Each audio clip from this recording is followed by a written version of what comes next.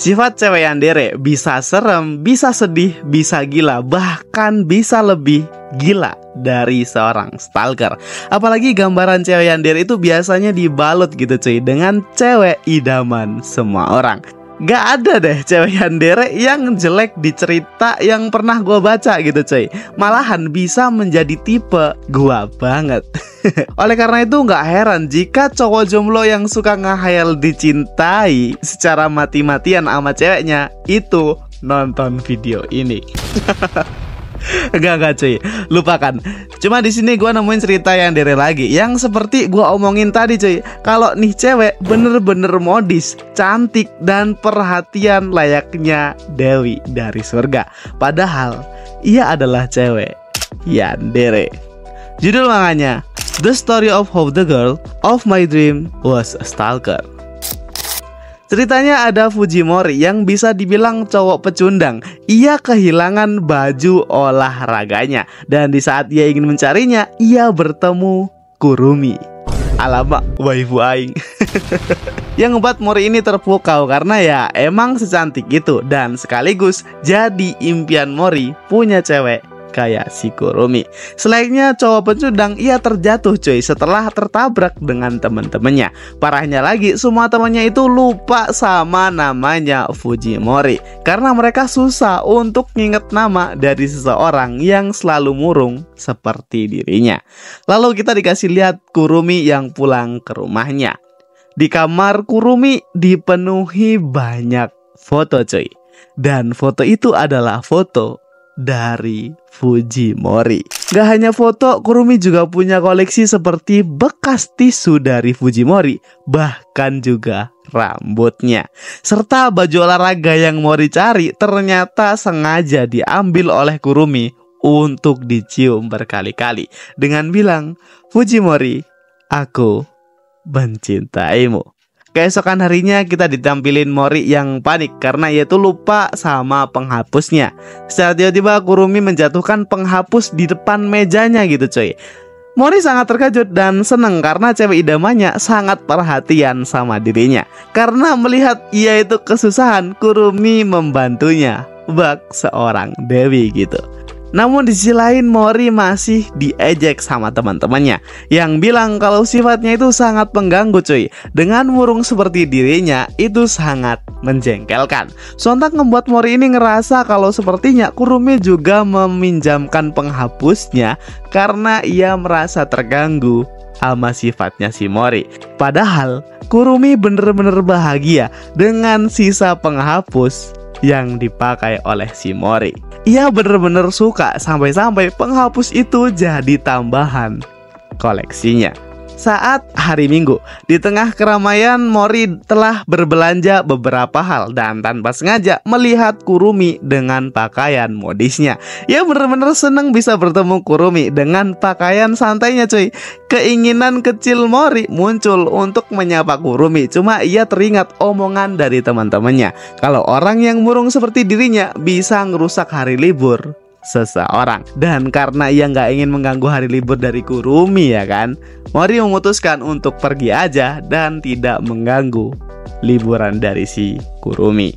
Padahal dibalik semua itu ya kan, dibalik papasannya Kurumi dengan si Mori, ia udah merencanakan itu semua. Bahkan Kurumi hafal rute belanja dari Fujimori. Fujimori dengan pakaian santainya terlihat sangat keren, kata si Kurumi.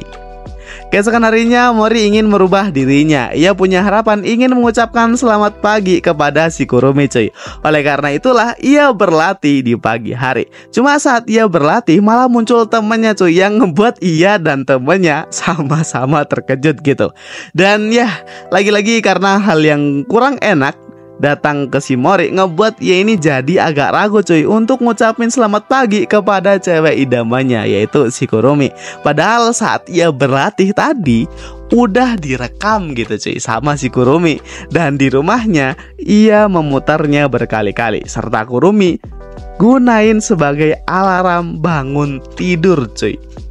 Emang segila itu Kurumi kalau suka sama seseorang. Keseharian Kurumi emang selalu gitu. Apapun yang dilakuin dan apapun yang ada bekas Fujimori pasti bikin Kurumi senang. Biasanya ya kan modelan kayak gini-gini nih yang kalian suka.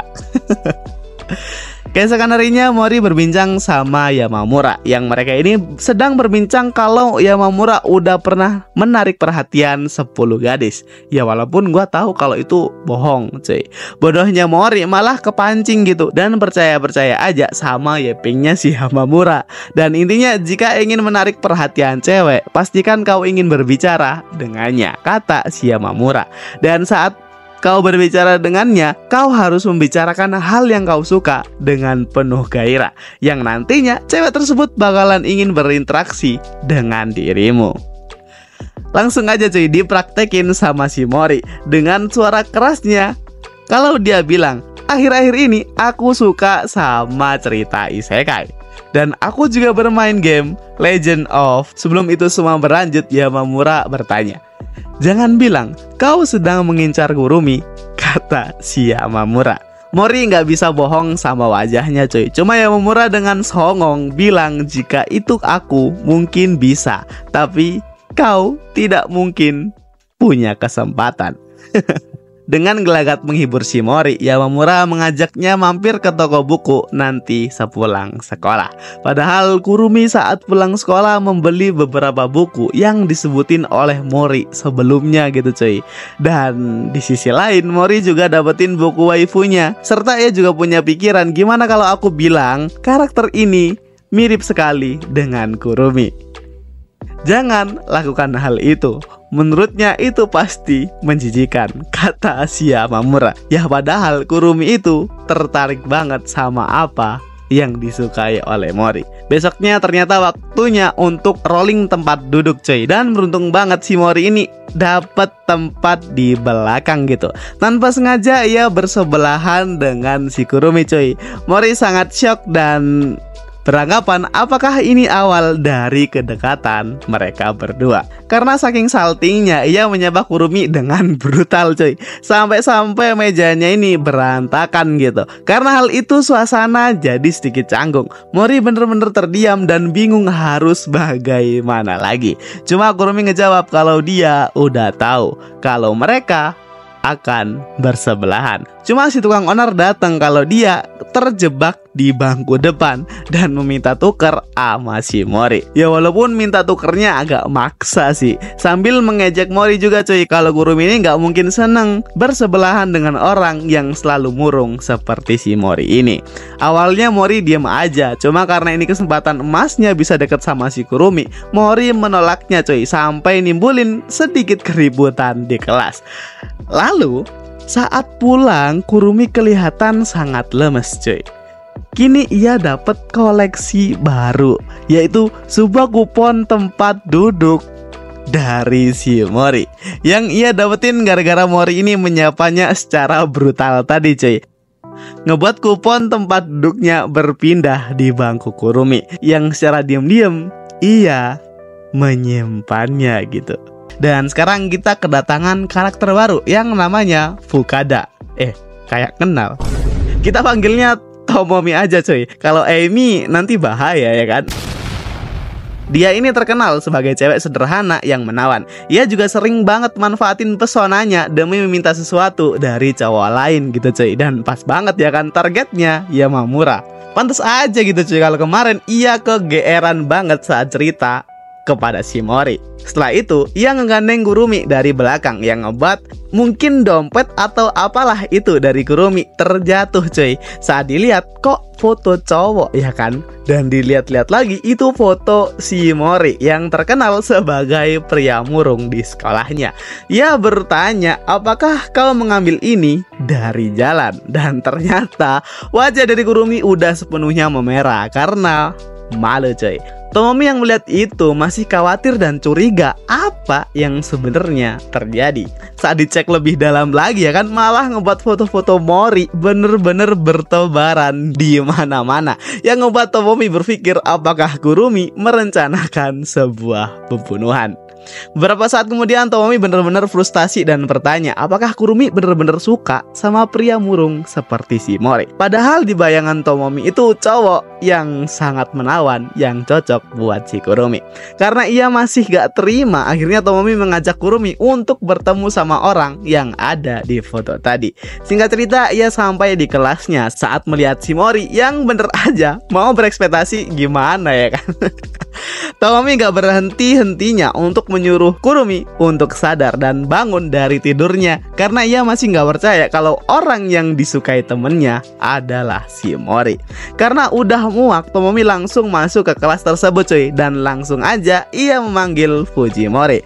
Ia mengajaknya buat makan siang bersama dengan menggunakan pesonanya. Dan singkatnya, mereka berakhir makan siang berempat. Ya walaupun kelihatan banget gitu kesenjangan di antara mereka. Di sisi lain ada Yamamura yang makin kegeeran gara-gara diajak makan bersama oleh si Tomomi. Cuma Tomomi berfokus sama si Fujimori. Ia menanyakan apa yang disukainya. Sebelum Fujimori menjawab, ia terus melontarkan pertanyaan cuy, seperti hobi, apakah ada pencapaian di eskul, olahraga apa yang paling dikuasai, dan apakah ia peduli sama fashionnya. Dan ya, Tomomi langsung merendahkan Fujimori dengan bilang, "Wah Fujimori, kau tak punya kualitas yang menonjol ya," kata Tomomi, yang sekaligus bilang sama Kurumi kalau dia adalah pria yang tidak memiliki kualitas. Kau tidak mungkin menyukainya, bukan? Oleh karena itu, sekarang bukalah matamu, kata dari Tomomi. Lalu jawaban dari Kurumi, ia menjawab semua pertanyaan Tomomi. Dengan wajah seremnya, ia bilang kalau Mori itu suka manga dan game. Ia berlatih kaligrafi sejak kelas 2 SD dan karyanya terpajang di sebuah pameran. Ia pandai dalam berenang. Pada ujian akhir, ia mendapatkan peringkat 155 dari 1324 siswa. Dan untuk fashion, Mori sering dipilihkan oleh ibunya. Mendengar itu, Tomomi makin tercengang. Setelah itu mereka berdua, si Yamamura dan Mori, ingin pergi terlebih dahulu cuy, dikarenakan sepertinya kelas akan dimulai. Namun ada seseorang yang naik ke atas saat mereka berdua turun. Ternyata itu adalah seorang cowok yang suka sama Tomomi. Ia marah karena semua undangan yang ia berikan ditolak, akan tetapi Tomomi malah makan bareng cowok lain. Kurumi mencoba melindungi Tomomi dari pria itu serta bilang kalau kekerasan tidak akan merubah apapun. Di balik semua itu ada Mori yang mengintip. Ternyata ia cuma lupa cuy sama kotak makanannya yang tertinggal. Namun melihat itu semua, Mori juga ikut ketakutan. Suasananya makin tegang hingga cowok tersebut ingin memukul Tomomi. Cuma secara spontan, dengan bekalnya, Mori menumpahkan semua sisa makanannya ke muka cowok tersebut. Semua kaget termasuk Tomomi dan Kurumi. Wajah dari cowok tersebut jadi kacau dan kotor, dan entah kenapa ia malah pergi dari tempat itu. Sementara Tomomi bingung cuy, mau berekspresi gimana setelah melihat kejadian barusan. Di sini Mori merasa sedikit bersalah karena ia ikut campur gitu cuy sama masalah orang lain. Lalu Tomomi bilang jika orang lain yang melakukannya, caranya mungkin lebih baik atau lebih bagus dari itu tadi. Tomomi bener-bener kesel sama tingkahnya si Mori. Ia juga marah-marah, dengan kau ikut campur seperti ini, masalah akan menimpa dirimu juga. Ditambah lagi, kau kan tidak bisa apa-apa. Padahal aku bisa menanganinya sendiri. Namun saat selesai ngoceh, Tomomi bilang terima kasih sama si Fujimori. Dan saat meninggalkannya, ia juga berkata, aku juga minta maaf. Setelah itu semua mereka kembali ke kelas dan ditampilin Fujimori yang hendak bersiap-siap dengan pelajaran berikutnya. Saat ia mencari bukunya, tiba-tiba ia sadar kalau dirinya lupa membawa buku pelajaran berikutnya. Lalu Kurumi menawarkan menggunakan bukunya bersama. Mori sangat terkejut dengan itu semua, serta ia juga lega. Ternyata Kurumi nggak merasa jengkel dengannya saat makan bersama tadi. Saat pelajaran dimulai, Fujimori bener-bener dibuat gila. Ia nggak tahan sama bau wangi Kurumi, serta bulu matanya Kurumi yang terlihat cantik banget. Saat waktu pulang, Fujimori merasa seperti di surga coy. Cuma ia lupa kalau dirinya belum berterima kasih kepada si Kurumi. Saat tiba di kelas, ia melihat Kurumi sendiri. Cuma ia melihat Kurumi yang memakai sarung tangan, lalu mengambil buku yang mereka gunakan tadi dengan wajah penuh bahagia. Cuma dari sudut pandang Fujimori itu berbeda. Yang ngerasa kalau Kurumi bener-bener jijik atau nggak suka sama dirinya. Sampai-sampai mengambil buku yang habis mereka gunakan itu nggunain sarung tangan gitu cuy. Setelah melihat itu, apa yang akan dilakukan oleh si Mori setelahnya? Haruskah ia berhenti menyukai Kurumi atau berusaha merubah penampilannya? Dan kini kita diliatin Mori yang dia pengen banget untuk berubah gitu coy. Cuma ia nggak tahu mau berubah ke segi yang gimana. Dengan ia mencari beberapa referensi dari Google. Gak lama setelah itu datang teman kelasnya yang kelihatan modis dengan cewek yang nempel dengannya. Ia bertanya, apakah kau suka model pakaian seperti itu? Cuma Mori minder karena takut malah akan dibully sama teman-temannya yang lain. Si pria tampan tersebut tiba-tiba duduk di depannya dan memberikan informasi kalau itu bisa didapat di suatu tempat yang ia tahu. Lalu si Mori bercerita kalau dia itu ingin berubah penampilannya, serta ia juga ingin terlihat memiliki kesan yang baik di depan Kurumi. Ya, mereka berdua kaget dong karena nyebut nama Kurumi. Si Mori makin merasa minder setelah menceritakan semua kepada pria tampan tersebut. Cuma pria itu langsung memegang mukanya dan melihat potensi dari Fujimori kalau bentuk matanya itu bagus banget. Oleh karena itu ia disarankan untuk mengganti gaya rambutnya atau alisnya, serta kalau bisa ia harus memotong rambutnya sendiri cuy agar matanya makin kelihatan. Namun di sisi lain, walau muka Kurumi ini datar, ia bener-bener ngedengerin semua detail pembicaraan dari mereka. Singkatnya, keesokan harinya Mori dengan pakaian favoritnya pergi keluar dan ternyata ia udah membuat janji gitu cuy sama si pria tampan dan ceweknya, yang mereka akan ngerubah Fujimori menjadi seseorang yang lebih baik lagi. Ternyata hasil ngupingnya Kurumi sebelumnya itu membuahkan hasil karena ia bisa membuntuti Mori kemana ia akan pergi. Ya walaupun sambil manjat pohon juga gitu cuy. Pertama, mereka pergi ke toko pakaian langganan dari si pria tampan tersebut yang disambut baik oleh pemilik tokonya. Setelah itu, karena ia nggak tahu apa kesukaan Mori, maka ia menyuruh Mori untuk memilih dan memberitahu mana yang dia suka. Akhirnya mereka mencoba beberapa pakaian buat Fujimori, mulai dari cowok modern, soft boy, bahkan skena udah mereka coba gitu cuy. Cuma pria tampan tersebut bilang, kau nggak harus merubah semuanya, secara perlahan aja, jangan terlihat terlalu mencolok. Oleh karena itu, aku akan berkeliling dan melihat-lihat lagi mana yang cocok untuk dirimu. Tanpa putus asa, mereka terus mencoba hingga mencoba lagi beberapa pakaian cuy. Dengan Kurumi yang masih mengikuti mereka, saat melihat senyum Mori bisa sangat tulus gitu dengan orang-orang yang baru ia kenal. Ia merasa apakah terlalu egois jika menginginkan Fujimori tidak berubah sama sekali. Dan dengan sedikit sedih, Kurumi berhenti membuntuti mereka bertiga. Singkatnya, mereka udah nemuin pakaian yang cocok buat si Fujimori cuy, yang ngebuat Mori bilang kalau ini pertama kalinya ia ngabisin uang 5.000 yen hanya untuk pakaian. Setelah kerja keras mereka masih tetap aja cuy, walaupun bajunya bagus gak cocok gitu dengan muka Mori yang jelek. Oleh karena itu, kini tinggal penampilan mukanya aja.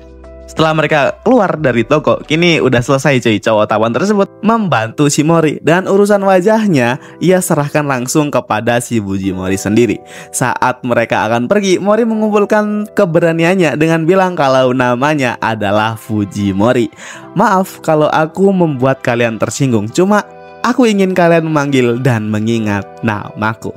Ya, mengingat kejadian di awal dulu, banyak yang nggak ingat gitu cuy sama nama dari Fujimori sendiri. Ya walaupun wajah sangarnya pria ini ya kan bisa dibilang baik cuy. Dengan begitu ia langsung memanggil dengan namanya, yaitu Fujimori.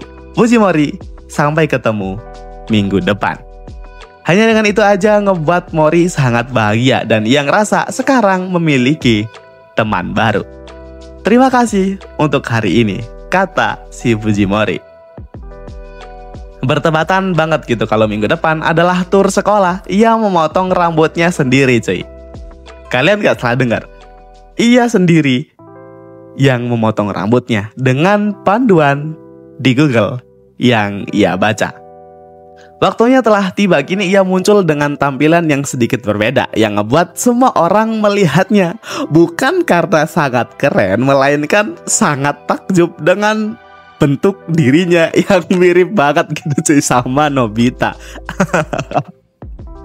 Semua teman-temannya tertawa walaupun Kurumi kaget karena ia itu melihat bentuk baru dari Fujimori. Ia merasa kalau sepertinya ada yang salah dengan penampilannya. Ia bertanya ke Aizawa namun ia tidak dapat respon. Sama halnya ia juga ingin berbicara sama Kurumi, cuma mereka sama-sama memalingkan pandangannya. Saking malunya ia benar-benar ingin lenyap dari dunia cuy. Namun mau gimana lagi, tur sekolah pun dimulai dan di pikiran Mori terlalu dini untuk dirinya menyerah. Mereka akhirnya mulai berkumpul di tempat yang ditentukan dan saat ingin menuju suatu tempat dengan berjalan ya kan, Fujimori melihat sesuatu, yaitu sebuah bunga yang cantik cuy, yang ingin ia berikan ke Kurumi untuk tanda terima kasihnya. Gak sengaja di situ juga ada Kurumi yang melihat Fujimori ingin mengambil sesuatu. Cuma ia juga sadar kalau ia meraih bunga itu lebih jauh lagi, Fujimori bisa aja terjatuh. Dan benar aja, mereka benar-benar terjatuh cuy, dengan sebuah jurang yang tingginya ya kira-kira 1 meter. Si Mori terkejut bahwa mengira kalau dirinya akan mati. Cuma Kurumi bilang, apakah kau bisa berdiri? Kita akan terpisah sama teman-teman yang lain, maka kita harus segera bergegas.